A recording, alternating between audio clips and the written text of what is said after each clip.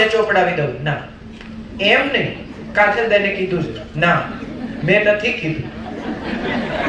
આમાં મારા નામે બહુ બિલો ફાટે છે, એટલે મારા નામે બિલ ફાડતા નહીં. અને ઘણા લોકો એવું વિચાર કરે કે આ દર્શન અને પૂજા ના લગ્ન નિમિત્તે છે. હું એવું માનું છું કે જ્યાં સુધી તમારા શ્વાસ ચાલે છે અને જ્યાં સુધી તમે બે જણા જોડે છો ત્યાં સુધી લગ્ન જીવન સારી રીતે જીવવાનો પ્રયત્ન થઈ શકે છે. માત્ર નવા પરણનારા યુગલને જ આ વાત કહેવાની છે? ના, જરાય નહીં. મારે શીખવાનું છે અને તમારે શીખવાનું છે. જેની સાથે આપણે ગરડા થવાનું વચન આપીને જોડાયા એની સાથે રોજ સવારે વાંધો કેમ પડે? તમે વિચારો તો તમને સમજાશે. સૌથી વધુ સમસ્યા કોની સાથે હોય છે? પતિ ને પત્ની સાથે ને પત્ની ને પતિ સાથે. અહીંથી કોમેડિયન જોક કે ને એ બધા સ્ટેન્ડ અપ કોમેડિયન્સ જેટલા જોક કે ને એમાં પતિ પત્નીના જોક્સ મેક્સિમમ હોય. મને એવું લાગે છે કે લગ્ન જીવન સાથે હસવા જેવી બાબત છે પણ હસી કાઢવા જેવી બાબત નથી. બે જણા જ્યારે જોડાય, પરસ્પરની સ્વતંત્રતા, પરસ્પરની સમજણ, પરસ્પરનો ભૂતકાળ સાથે લઈને આવે છે. બહુ મોટી વાત છે.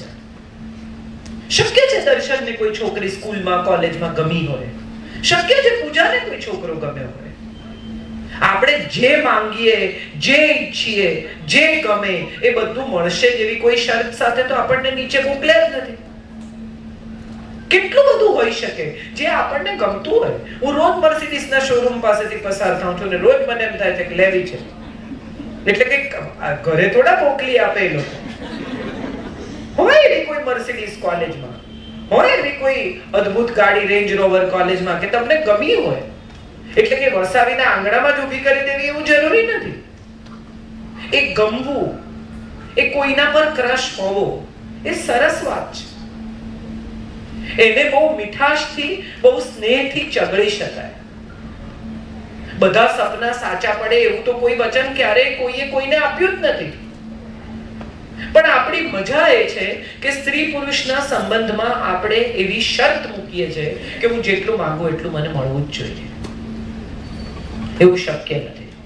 એટલે સૌથી પહેલા જે વાત મારે નવા પરણનાર યુગલને પણ કહેવી છે અને પરણી ગયેલા સાથે જીવતા યુગલને પણ કહેવી છે કે તમારો ભૂતકાળ છે ને એ એકબીજા સાથે વહેંચો ચોક્કસ, પણ એને વેચો નહીં. શેર કરો. તમને એમ લાગે કે આટલું કહેવા યોગ્ય છે એટલું કહેવાનું, અને બંને જણાએ એવો આગ્રહ નહીં રાખવાનો કે મને બધું જ કહેવાનું. એનું સૌથી મોટું કારણ એ છે કે કેટલાક સત્યો પચાવતા પણ આવડવું જોઈએ. સત્ય જાણવાનો આગ્રહ બહુ ઇન્ટરેસ્ટિંગ છે, પણ એ સત્ય પચાવતા પણ આવડવું જોઈએ. કેટલી બધી ગુજરાતી સ્ત્રીઓ જીવનમાં એક જુઠ્ઠું બોલે જ છે. કયું ખબર છે કોઈ? આપણે અહીંયા લાઇટર વેનમાં આટલા ગંભીર કેમ થઈ જવાનું? હું કઈ તમારા પત્તા ખોલવા નથી આવી ને ખબર હોય તોય નહીં ખોલું, બસ વચન આપું. એ એમ કે ના, એ એમ કે તમે સાચું બોલો, હું તમને માફ કરી દઈશ. આ ટ્રેપ છે. એટલો મોટો ટ્રેપ છે જેની હજી પુરુષને ખબર જ નથી પડી. અને સરળ હૃદયનો પતિ કે આમ જનરલી બાના ન કાઢે, પણ વળી જો બે જણને બનતું હોય તો આવીને કે મારી સ્કૂલની બેનપણી મળી હતી, 1 કલાક બહુ વાતો કરી, એટલી મજા આવી.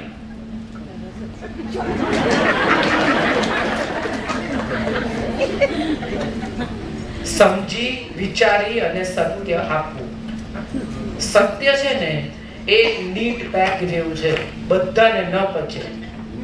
કેટલાક ઉલટી કરી નાખે, કેટલાક બકવાસ કરવા માંડે.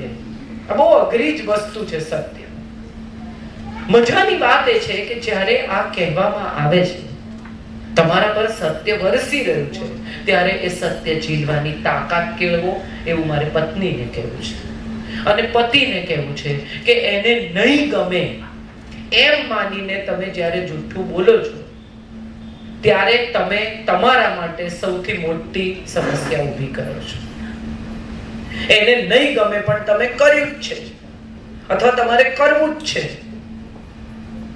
તો મજાની વાત એ છે કે હમણાં ઝઘડો થઈ જાય ને બેસ્ટ છે.